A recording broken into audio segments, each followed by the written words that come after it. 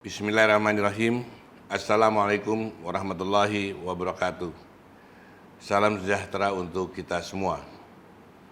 Yang saya hormati dan banggakan, Ketua Umum Badko HMI Jawa Timur, Adinda Ahmad Surya Hadi Kusuma, Ketua Pelaksana Latihan Kader 3, Adinda Rizky Miftahul Huda, para pengurus dan kader Badko HMI Provinsi Jawa Timur.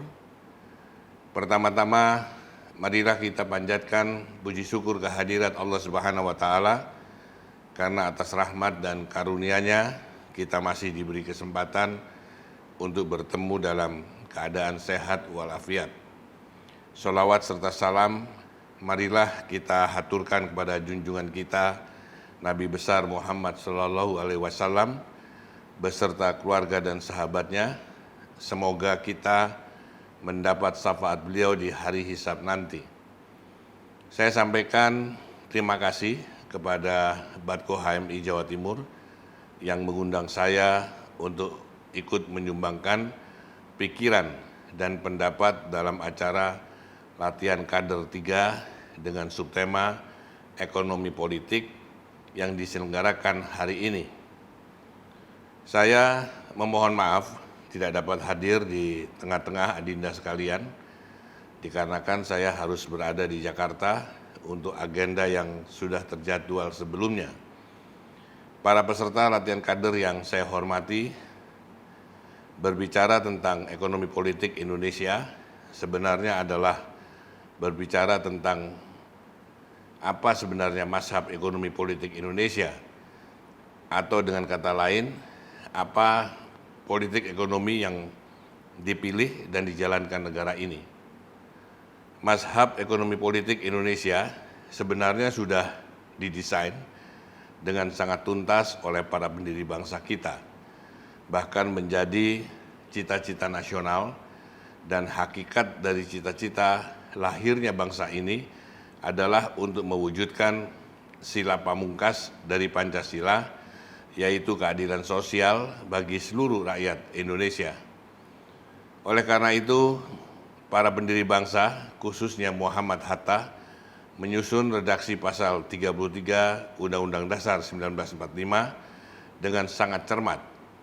Bahkan pasal tersebut dalam naskah asli Undang-Undang Dasar 1945 ditulis dalam bab kesejahteraan sosial. Lalu pada saat amandemen 2002, bab tersebut ditulis sebagai pasal tentang perekonomian nasional dan kesejahteraan sosial. Artinya sangat jelas bahwa orientasi perekonomian bangsa ini mutlak dan wajib mensejahterakan rakyat. Apalagi salah satu cita-cita nasional bangsa ini adalah memajukan kesejahteraan umum. Oleh karena itu, tertulis dengan sangat jelas pada pasal 33 ayat 1, 2, dan 3 bahwa konsep penguasaan negara terhadap sumber daya alam didasarkan kepada kedaulatan negara, karena kedaulatan adalah kekuasaan tertinggi negara untuk secara bebas melakukan kegiatan sesuai kepentingannya selama tidak melanggar kedaulatan negara lain.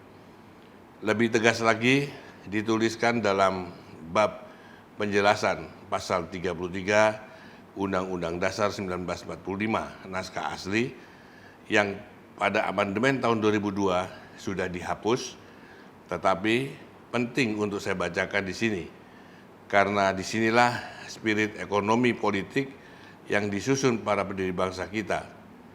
Berikut bunyinya, dalam pasal 33 tercantum dasar demokrasi ekonomi, di mana produksi dikerjakan oleh semua, untuk semua, di bawah pimpinan atau kepemilikan anggota-anggota masyarakat. Kemakmuran masyarakatlah yang diutamakan, bukan kemakmuran orang per orang. Sebab itu, perekonomian disusun sebagai usaha bersama atas azas kekeluargaan, dan bangunan perusahaan yang sesuai dengan itu ialah koperasi. Perekonomian berdasar atas demokrasi ekonomi dengan tujuan kemakmuran bagi semua orang. Sebab itu, cabang-cabang produksi yang penting bagi negara dan yang menguasai hajat hidup orang banyak harus dikuasai oleh negara. Jangan sampai produksi jatuh ke tangan perorangan yang berkuasa sehingga rakyat yang akan ditindas atau dirugikan. Hanya perusahaan yang tidak menguasai hajat hidup orang banyak yang boleh berada di tangan perorangan. Sedangkan bumi, air dan kekayaan alam yang terkandung di dalamnya adalah pokok-pokok kemakmuran rakyat. Sebab itu harus dikuasai oleh negara dan dipergunakan untuk sebesar-besarnya kemakmuran rakyat. Dari penjelasan itu sudah sangat clear dan jernih bahwa pemikiran para pendiri bangsa ini adalah jelas menjadikan Indonesia sebagai negara yang mensejahterakan rakyatnya. Sehingga ditegaskan pula bahwa kalimat yang digunakan adalah perekonomian disusun, bukan perekonomian tersusun, sebab kata disusun dan tersusun sangat berbeda. Disusun artinya didesain dengan belit aturan dan regulasi yang direncanakan dengan jelas, berbeda dengan kata tersusun yang berarti dibiarkan tersusun dengan sendirinya atau dengan kata lain diserahkan ke mekanisme pasar. Begitu pula dengan kalimat usaha bersama yang artinya simbiosis mutualisme yang sangat berbeda dengan sektor privat atau swasta yang didominasi dengan prinsip self-interest dan penumpukan keuntungan. Sedangkan kalimat dikuasai negara bermakna negara hadir dengan kebijakan, pengurusan, pengaturan, pengelolaan, dan pengawasan untuk tujuan sebesar-besarnya kemakmuran rakyat.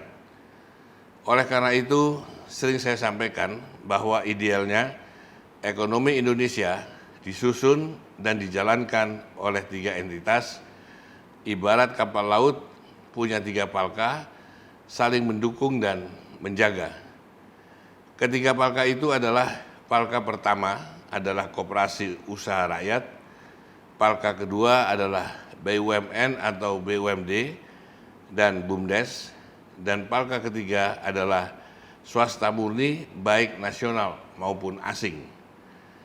Koperasi usaha rakyat adalah entitas bisnis yang dapat dijalankan oleh rakyat di sebuah wilayah atau daerah.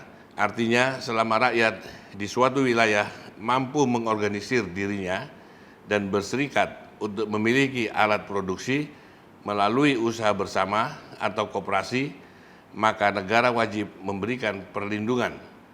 Sehingga harus ada klaster pertambangan rakyat, perkebunan rakyat, perikanan rakyat, dan sejenisnya. Sedangkan BUMN, BUMD, atau BUMDes adalah garda terdepan negara dalam menguasai cabang-cabang produksi yang penting bagi hajat hidup orang banyak.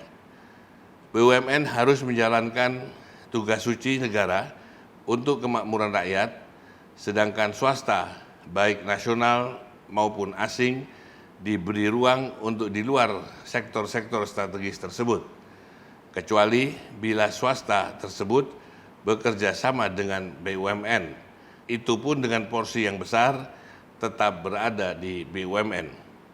Sehingga kami di DPD RI mulai mewacanakan pentingnya konsep 4P, yaitu Public, Private, People, Partnership, yaitu keterlibatan secara bersama negara, swasta, dan rakyat dalam sebuah kerja bersama. Rakyat harus berada dalam posisi sebagai bagian dari pemilik kedaulatan atas wilayah atau sumber daya alam di daerahnya, sehingga keterlibatan rakyat mutlak menjadi persyaratan sebuah investasi sektor strategis. Konsep keterlibatan people dalam publik, privat, people, partnership berbeda dengan CSR perusahaan yang diberikan kepada masyarakat sekitar. Konsep 4P ini adalah ruang sekaligus akses rakyat untuk menjadi bagian dari pengelolaan sumber daya alam di daerah. Oleh karena itu, saya sering memberi kritik yang keras kepada konsep perizinan, pertambangan, dan konsep perizinan konsesi lahan yang diberikan negara kepada swasta dengan sangat murah dan tidak sepadan dengan sumber daya alam yang dikuras habis.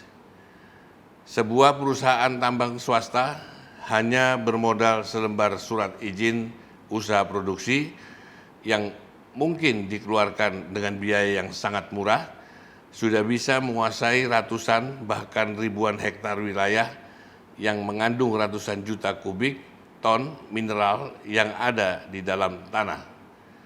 Lalu perusahaan tersebut listing di bursa saham dan menawarkan kepada dunia bahwa mereka memiliki ratusan juta kubik mineral berharga. Apa yang terjadi? Tentu mereka mendapat dana dari proses ijon di depan dari para pembeli saham mereka di lantai bursa. Lantas negara mendapat apa?